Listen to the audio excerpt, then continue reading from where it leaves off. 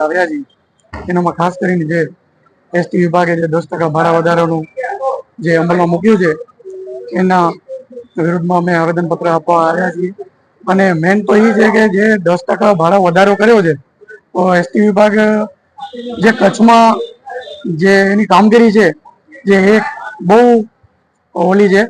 અને કચ્છમાં જે એસટી ચાલે છે વિદ્યાર્થીઓ માટે ખાસ કરીને વિદ્યાર્થીઓ માટે એટલી ખરાબ પરિસ્થિતિ છે કે જ્યારે શાળાઓ પરથી રજા પડે બાળકો ત્યારે પગે ચાલીને જાય છે. એસટીઓના કાંઈ ઠેકાણા હોતા નથી. અને વાત કરીએ તો આપણે છેવાડાનો લખપત તાલુકો છે ત્યાં છેક લખપત તાલુકાથી કરીને નખત્રાણા ડેપો છે.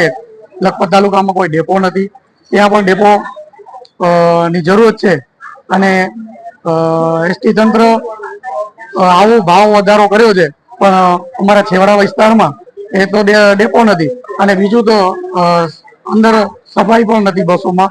જયારે લખપત થી માણસોની ભુજ આવવું હોય તો એટલી અંદર સાફ સફાઈ ગંદકી હોય છે તો સાફ સફાઈ નો કોઈ નથી હોતો. તો અમારી એ માંગ છે કે આ 10% જે વધારો કરવામાં આવ્યો છે